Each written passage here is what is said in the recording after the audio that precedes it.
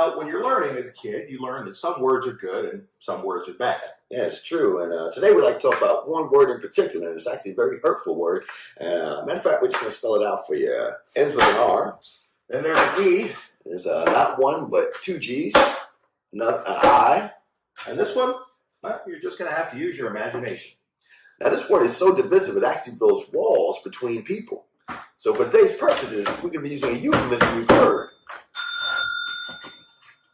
The N-word. Now, a lot of people don't even know how this word started. It actually originated from the southern slave master's ignorance and his inability to pronounce the simple word Negro. He started out with Negra, and then it evolved to Negras, and eventually the word became known today. And no matter how many times you try to flip it, it's still the N-word. Now, being a person of color, I was always taught it was okay for me to be able to use the word. And trust me, I used it a lot. He did. Now, is it okay for me to use the word if I'm singing along to my favorite rap song?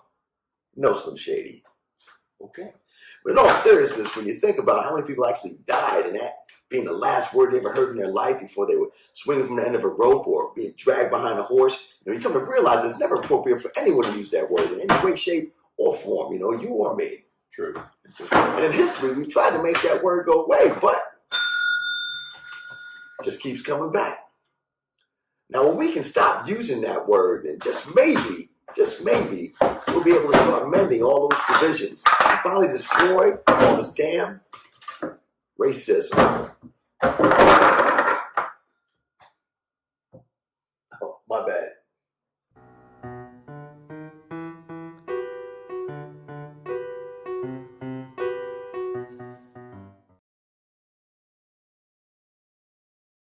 To have a melting pot of different people of different cultures there. Because when there's a certain stereotype that's automatically put onto you, I don't mind educating anybody just as long as they're not playing stupid. Or because we had that van with the flip open TV, almost like a laptop. We plug it in, you put it in, and we'd watch the movie like repeatedly, religiously. And even after we moved out of South Bend, anytime we visit, we'd always watch it on the TV, visiting. And yeah, I've always loved the movie, me personally. So I always think back on that because I always think about how the arts was designed to help us all come together, if not just for a moment in time. So the question we have today is, does music, and throughout history, has music helped out race relations, or has it brought us further apart when we talk about music throughout history? I think it's helped, me personally. Helped what? Race relation. Okay. I say that because throughout history, a lot of, number one, if we're going to go throughout history, rock and roll itself specifically has helped the civil rights movement by increasing integration. So back in the day when, So who will help increase integration? Oh, yeah. The Beatles. Rock music? Well, the Beatles. I was about to say, when they discovered the guitar? The Beatles, the Rolling Stones, with Jimi Hendrix itself. So what did the Beatles do? Well, the Beatles, one thing they noticed is that whenever they come to America, they had to perform in front of a segregated audience. Blacks would be on one side, whites would be on another.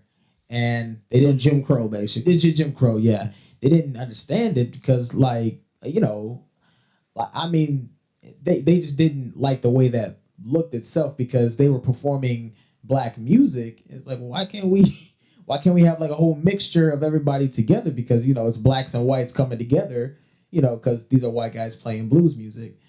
So what happened was that they had like sent a letter to like some theater and everything, and it said, we're not going to perform here until the whole crowd is integrated with each other. And at first they weren't going to do that, but the company that they were, the theater that they were going to play for would have lost a lot of money because the Beatles at the time were the biggest things they ever came out, and because of them influencing, They call it the British invasion. the British invasion. Because of them starting that movement itself, as far as the rock and roll movement and integration. Later on, other groups that were inspired by the Beatles and other black artists started to take on to that So example. did the Beatles make any songs talking about that? Yeah. They had Was a it, lot of political songs, actually. Was it I Want to Hold Your Hand? Was No. that the... They didn't start, actually, that's a good question. They actually didn't start speaking about racial discrimination or in racial things until the White Album was released. And that was like... So wait, so listen to the irony of that. Okay, wait. The White Album, they talked about race relations and one of the songs injustice. And the name of the album was the White Album. Am I the only one that see the comedy in that? No, it was like, it was white. Was it called the White Album? Yeah. Okay, So the way it sounds. That's just funny. That's comedy. Okay. That's comedy right there. But then later on, as soon as like the late '60s started to come by, there was more integration being involved as far as us coming together in such a big way. And this was before the song "Come Together" was even released. They had a record in particular that was released in like 1967 called "Sgt. Pepper's Lonely Hearts Club I like Band." that. Hey, I like that music. One of Great my album. favorite. Great movie too. Yeah, one of my favorite movies right there, the Sgt. Peppers. Yeah. Because they had the one guy that get back, Yeah, him. get back, get back to where you once belonged. They had him. Yeah, They had also had the Bee Gees, Bee Gees and Aerosmith. Aerosmith. They Alice Cooper, Earth, Wind and Fire, Tina Turner. Tina Turner was in there. Oh yeah, she was in there. She was at the end of the movie. Okay, I don't remember Tina. Remember Tina? Yeah, she was. Okay. She was singing the outro song with everybody on the last part of the movie. So we got the Beatles. The Beatles are an example.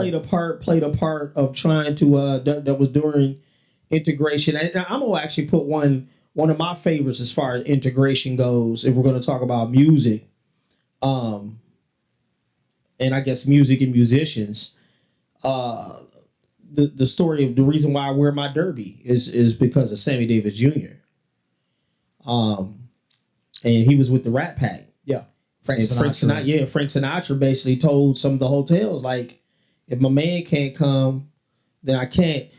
We're not gonna perform, because I was told, when they in books they talk about it, in accounts they talk about they would do a 2-hour set and then do a 4-hour set at the after set somewhere. So even the after set in another hotel was just as entertaining as the set there. So like 2 shows in one night. Yeah. But I know Frank Sinatra.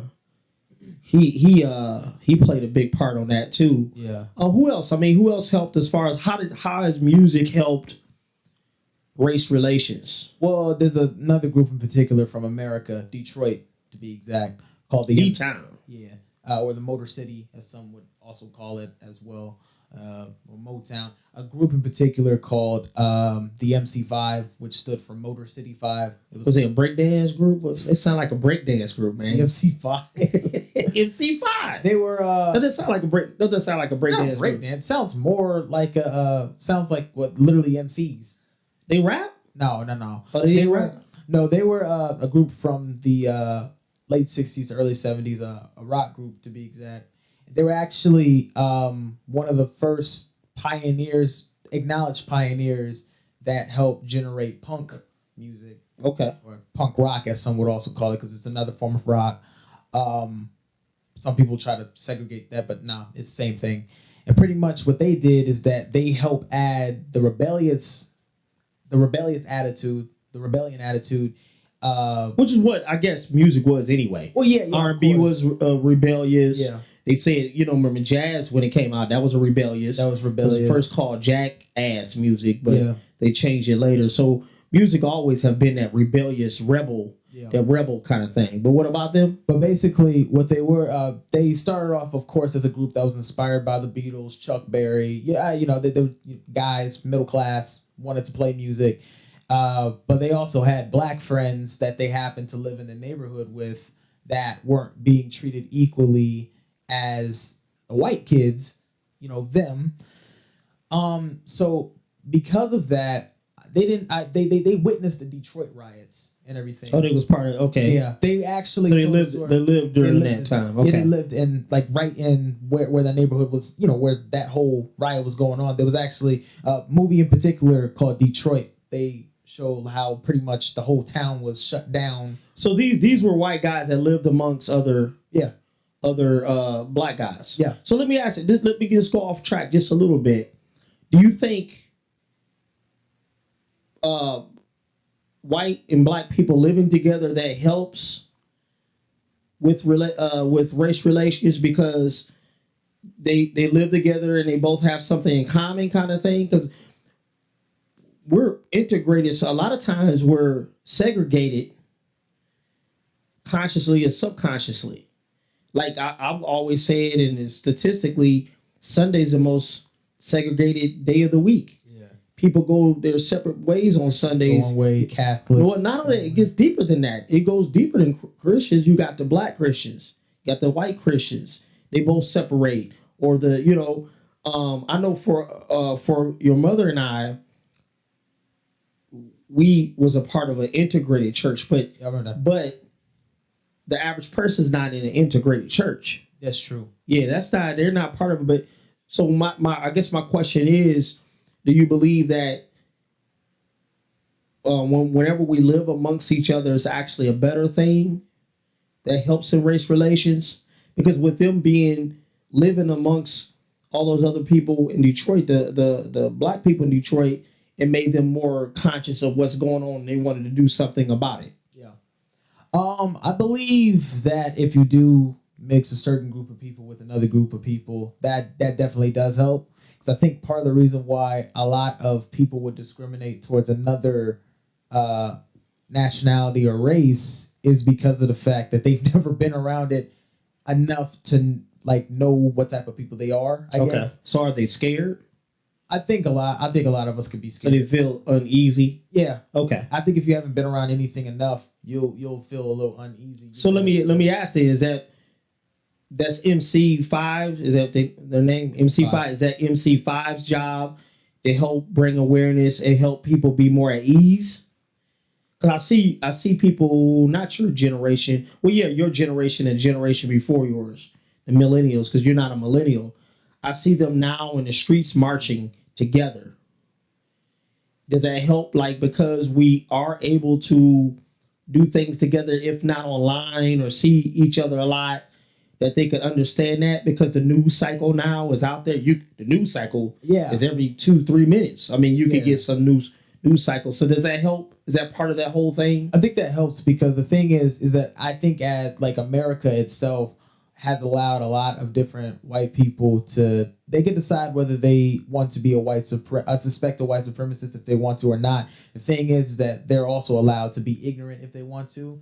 I think when you see a white person actually saying, okay, there's something going on here, there is probably something going on here. So, so the stuff that they've done, I sort of want to, I don't want to get off track a little bit, but the stuff that they've done. Talk about MC5. Yeah, the MC5. The rap group. The proto-punk group. Oh, what is it called? Proto-punk. It's like the prototype of punk music. Okay. The proto is short for prototype. Okay. Yeah. What is punk music anyway? Well, punk music it's a more aggressive version of what would be considered rock and roll. It's the alternative of what was seen as, Elvis Presley. He was seen as the pretty boy back in the day, where he would sway his hips. The punks were like so the punks. All punks sway their hips. No. Okay. No, I'm just saying the punks were. It was almost like the dark side, if that makes sense. Oh, okay. It was the polar opposite of trying to look pretty. They weren't trying to look pretty. They were trying to spread a message. Okay. In order for the world to be better, if not as a whole, at least a little bit, so that we could spread a message. But yeah, but pretty much what it was is that because of the fact that they were witnessing all this stuff, they were like, okay, there's a big slow pace of change going on. What happened was that Huey Newton was Black Panthers. He was a Black Panther, leader of the Black Panthers to be exact. Huey Newton had put an ad out in the newspaper, and one of the MC5 crew, who was just cool with them at the time, who was a white guy, was in jail. He saw a writing in the newspaper that Huey Newton said, "I'm looking for white people who have witnessed some of what we've witnessed, and we want to see a white radical group sort of spread the message and become allies with us, so that way we could show that this is more than just more than just us suffering. We don't want to be the only ones who are spreading this message. Okay. Because if this side can tell what's going on, that's showing that there really is a problem. If you got a white person calling you a white supremacist, there is a problem. Okay. So what happened was that John Sinclair and a group of other guys, including the MC5, they had started this organization called the White Panther Party. The white panther. that sound like something from a Marvel. The White Panther. It does, doesn't it? The White Panther. It does, doesn't it? Or the White Wolf. Yeah. But they started the White Panther Party because, of course, they weren't black, so they couldn't join the Black Panthers because they were white. But they at least wanted to show that they were down with the cause. Okay. So, you also had other people in particular who weren't Black Panthers or White Panthers who were just coming to support the cause. Kind of like what you see today, where you see black people and white people fighting for justice. Okay. They were out there protesting, and even when Huey Newton got arrested, you had white people holding pictures of Huey Newton saying "Free Huey," But the way they did it was that not only were they an American band and they could, talk about this stuff in America, they went overseas and spoke about the message as well. And it spread everywhere like wildfire. But what ended up happening is that because, the downfall of the Black Panthers at the time, the White Panthers was going down too. Because the MC5 ended up ending because the government was hacking their phone lines, just doing everything they could just to stop this whole organization. So they ended officially in 1972 because the momentum was slowing down during that time when the Black Panthers was going in its downfall. But they were still today, the members of the MC5 that are still alive are still spreading the message. So let me ask. We got MC5, which is a white group, right? White group. Who else would we say as far as when we're pointing out music that help race relations? Rage Against the Machine. That's another group. They're a metal group, an alternative metal group from Los Angeles. And it's 4 people in particular. Tom Morello, who's the lead guitarist, and he is a black guy.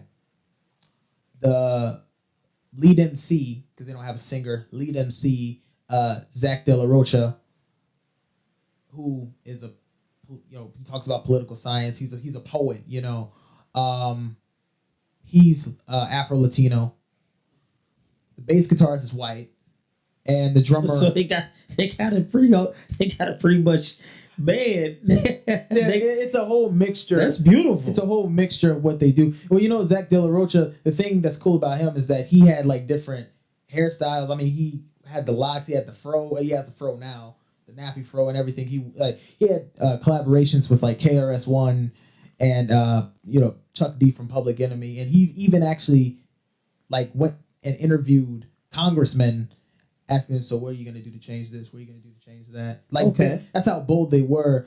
The name says it all. Rage Against the Machine, which is that's a nice name. Yeah. That's a nice name. You can't be called Rage Against the Machine and y'all play classical music. That just wouldn't make sense. That would be an oxymoron. That wouldn't even make sense. The bass guitarist is white, and the drummer, I'm not exactly sure what his ethnicity is. I'm not going to guess because I don't want to insult anybody unintentionally, but yeah. So it was a whole mixture of what they were doing, and of course, the lead guitarist himself, Tom Morello, with him, before he officially made it in the music industry, what he did is that he went behind the scenes and started working for the government to see how the sausage was made, he says, and he would write songs about it. Okay. Because of him writing songs about it. And plus, he was the only black kid at an all-white school, all-white neighborhood. He had racist family members, And is he mixed? Yeah. Okay. Yeah, he's a mixed black guy. In fact, his father abandoned him, but, that's a whole nother story. But he was trying to find his place in the world.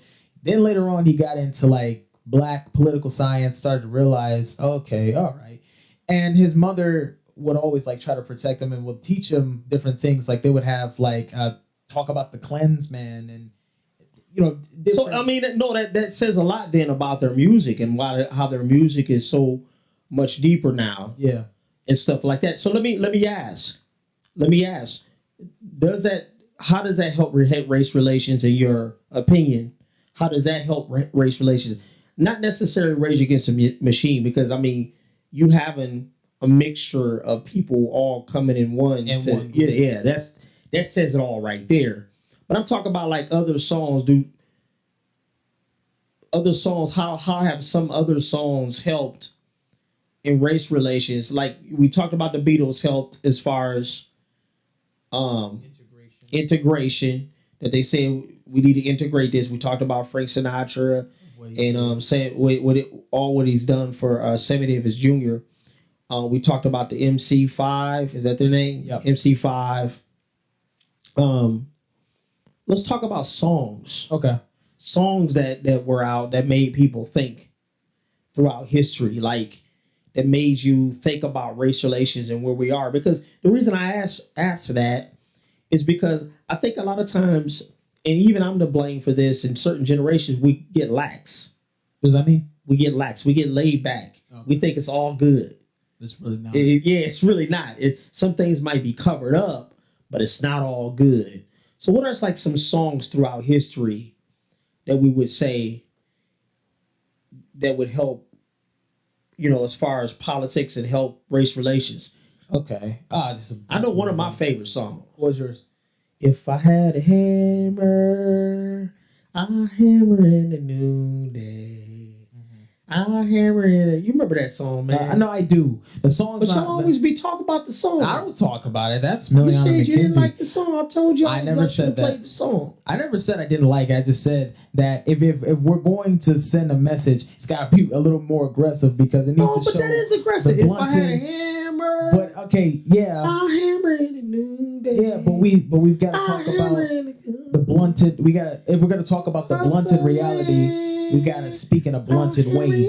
You could, if I had hammer, I'll hammer in the. With those lyrics though, it sounds. No, you just have to say it a little more aggressive. Or we could change your style up. Or we could change the lyrics. But what are some songs? Of course, that one. That's again, all jokes aside, I like that song. Yeah. We have War. That's a great one. Motown. You also got Can't Trust It by Public Enemy. Okay. And what I like about that song is that they have a video with it. They showed different roles that we had, us as black people had in slavery, and showed how it looks today, how it's modernized today. It's made to make us think a certain way, like, okay, slavery's over. Yeah, it could be over, but that doesn't mean that there are certain things taken from that era of time, and it's been regurgitated into something else that we all do every day, pretty much what I'm trying to say. But then you got Wake Up by Rage Against the Machine. That's another one. Have you heard that one? Yeah, that's a good one. Yeah. Then you also got... I thought you was actually going to say... There's more, but you know. No, I know it's so many more. American Ruse by the MC5. Wake Up. I thought you was about to go, wake up, everybody. That's a good one. Actually, first time I heard that song, I never knew what it was talking about. Oh, really? I never knew. Who was the first time? How old were you the first time? First time I watched Tequila and the Bee, I guess. Tequila all growing up. Yeah. Well, she actually covered the song again on a different movie when she was growing up. Oh, really? Yeah, she did. Yeah, What's Going On? What's Going On, of course. And that's like a lot of the smoother stuff and everything. And it's good to listen to the smoother stuff, but sometimes if I'm really angry at something, I have to listen to something. Well, I think for you, though, too, with you being the age you are, y'all like that more in your face stuff, because all that'd be like too much noise for me. Yeah. Where now Marvin Gaye, that's more laid back on that, Well, there's another one, Dead Kennedys, Holiday in Cambodia. Dead Kennedy? Who's Dead Kennedy? The Dead Kennedys. Dead Kennedys. Well, yeah, it's What like, kind of name is that? well, it's 4 members of the group is symbolized the 4 dead Kennedy family members. What kind of And then is it a rock group? they're Country? a punk group. Okay. And the thing was, is like the cool thing that they did actually, which was pretty clever. They were called the Dead Kennedys. They would have a white button-up suit shirt, and they had a tie, a black tie. They made it into a $sign, the Dead Kennedys. So it was a political stance, with the group, and just they explain in the song "Holiday in Cambodia" how pretty much in certain jobs that we work today, or that the average person works in society, they're using you. Technically, they're using you, and you're gaining nothing from it, but just the crumbs. So basically, going about the system. The economic standpoint. So let me ask, how has music helped you as far as race relations? You with your band? Yeah, KOM, Cross Genres of Music Band. The way it's helped me is, number one, it's helped me learn about different people, no matter what their race or nationality was. Because the one thing that we can all relate to is that, number one, we all have a favorite song. We all are angry at something. We all like something. So because of us playing, we're the stuff that we're Cross Genres of Music Band. We play pretty much everything. What we play, this one song that we play, this one person can relate to, or this one person can relate to. Then we can switch it up, and now this person can relate to it. This person can relate to it. I'm actually, funny thing, I'm actually friends with this group in particular called Anti-Feds. Anti-Feds? Yeah, they're a group from Is there a country group? Punk group. Okay. They're a group here from Indiana, and pretty much they like what we do, because it's a mixture that we do. So are they white? They're white. Okay. Yeah, they're what's white guys and girl. Okay. So it's like it's a gender mixture. Okay. So that's a perfect example of how music brings everybody together. Yeah, it brings different genders too. Let's not keep it twisted. Race and gender as well. Boy, girl, black, white, it don't matter. So because of us relating to this one thing, we're able to understand who we are to a certain level. Now, you'll have that one person every blue moon who you'll relate to, but can come off as a white supremacist sometimes, depending on who the person. So, are you saying white supremacists, people that are white supremacists, they don't want to see things get together? Is that intimidating to them? I don't think it's that. I think that they're afraid to talk about it. Like I think they don't mind seeing things come together, and this is just the ones I've met. I don't think they mind seeing things come together. I just think that they don't want to talk about it. They just think, snap of a finger. Okay, yeah, all is well, is well. Okay, what you mean? Well, okay. For example, a guy in particular, last day of school of 10th grade. This specific guy, we were speaking about Donald Trump, and this was around the time when he had just gotten elected and everything. Me and my friends were talking about the mess, and what my friends, white guy, black guy. Yeah, it was a whole mixed conversation. Basically, we were talking about the stuff that he's been saying about black people and the things that. What did he say about black people? Well, one of the things that he said in a seminar that we saw him do, he was like, "Well, don't get mad at me because your neighborhoods are messed up anyway, or your schools are messed up anyway." And then he was just talking about the deportation. So you're talking about Hispanics? Yeah, the wall and everything, and then he was insulting Muslim people. When first of all, Muslim's not a race; it's a religion. Okay. Same as Christianity, same as Judaism, and everything. And he was just insulting different people with his ignorance, but he knew what he was doing. We assume we don't. Okay, we haven't talked to. Well, we assume that he knows what he's doing, but from what it sounded like, I think his ignorance was just telling it all with what he was saying. We were explaining the terrible things that he's doing, or terrible things that he's saying about us, and we were also explaining the terrible history within America. It's almost like Make America Great Again. When was America ever great?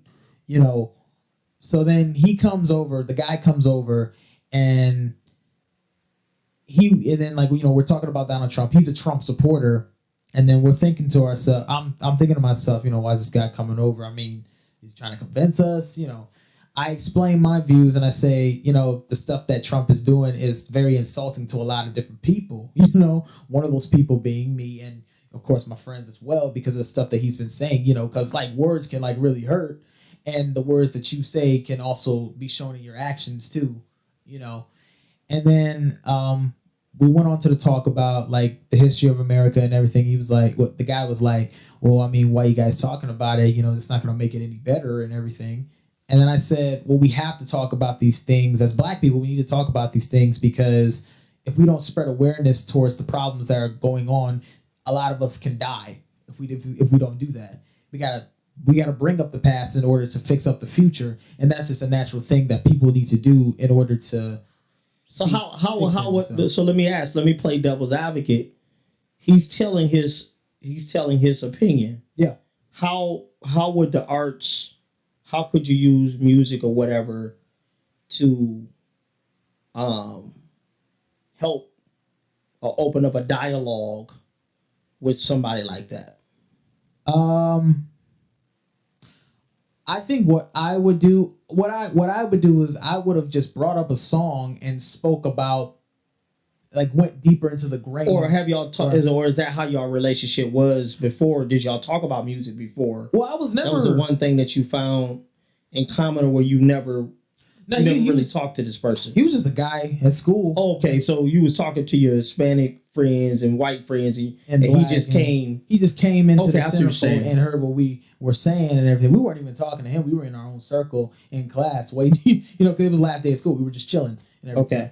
You know, and we were explaining all that, and he was just saying, "Well, all that stuff's in the past." And plus, you know, whenever I talk to certain people, we talk about what we could do for now instead of thinking about the past. But you know, for example, if I could bring up an example, yeah, go ahead. On this, you know, Jewish people speak about the Holocaust and how it's affected them in their life, and I find nothing wrong with them talking about that at all, because you need to talk about the dreadful past in order to move on to the brighter future.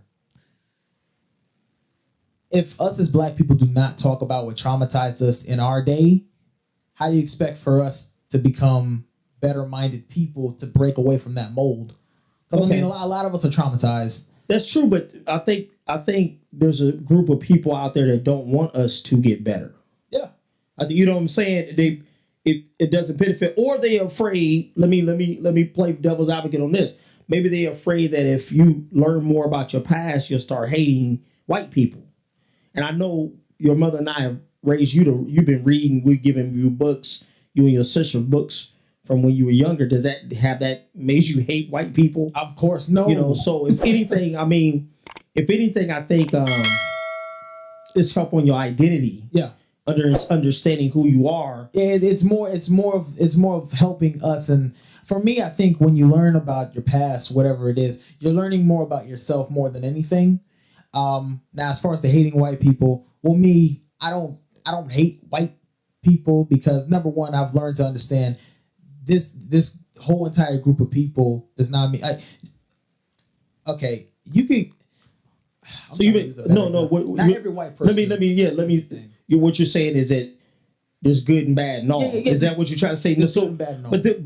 But understand, there's a group of Black people that have not been exposed to a lot of white people, and there's groups of white people that have not been exposed a lot to other nationalities. There's Asian people that haven't been. So you've been blessed and fortunate enough to be exposed to so many things. Yeah. You have a passport. Yeah. You traveled, you know, so you've been able to see things that other people your age or younger have not been able to see. So I was thinking maybe that other person that came over there, maybe that's what it is for him. Because I know for me, let me speak for myself.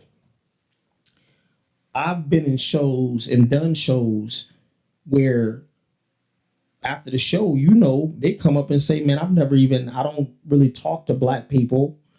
I've never seen a black magician. Yeah. I don't, so they don't know how to. They don't know how to engage. Let me say that. That's a good word. They don't know how to engage. So you having a band, you being exposed to all you've been exposed to, do you feel like it's part of your obligation to help communicate with other people?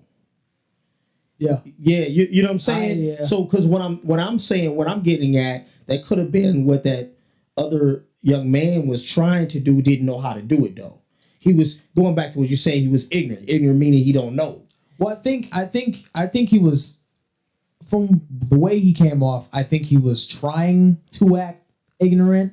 And I'll say this because with certain white folk, you'll have some that have compassion for what's going on and will actually like spread a message and will speak about these things so that way these things try to make things right. Then you'll have another side that doesn't mind. Are they comfortable with what's going on? Well, yeah, they're comfortable because they don't want to feel bad. They don't want to make it. But then like, let me play devil's advocate. You have a group of black people too, though, that I'm comfortable. Yeah.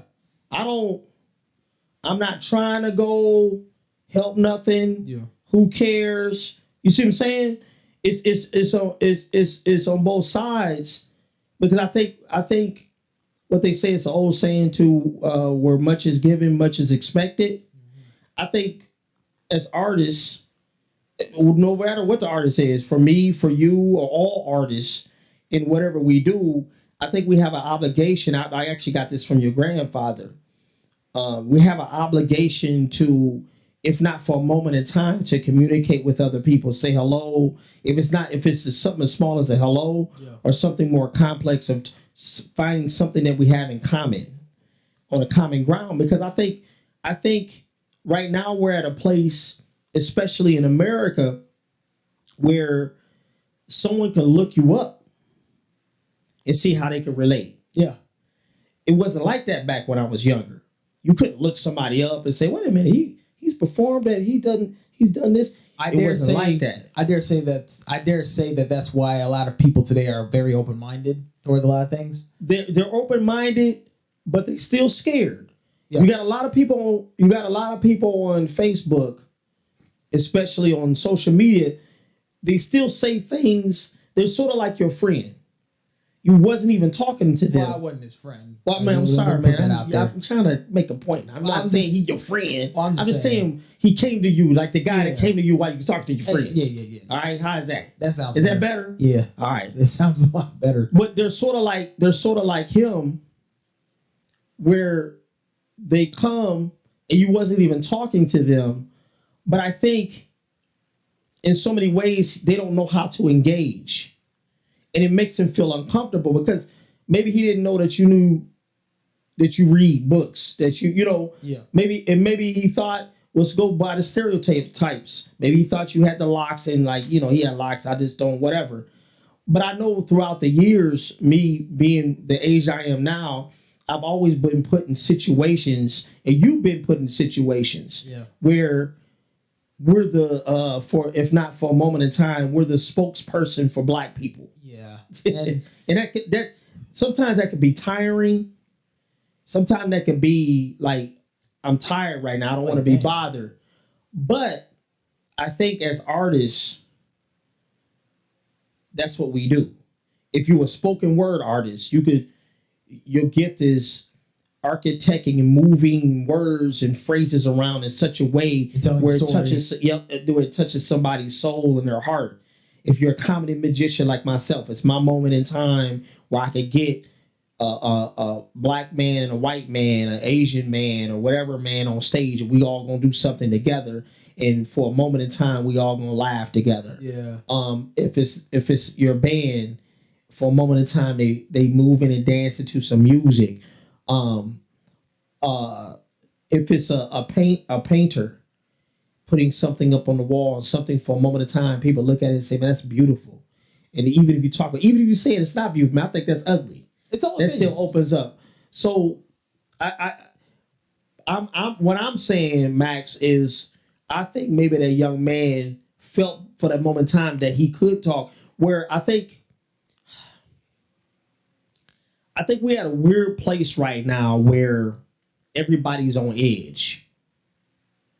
Everybody's so on edge. Like, man, if you say one more thing, it's that kind of thing. I'm not saying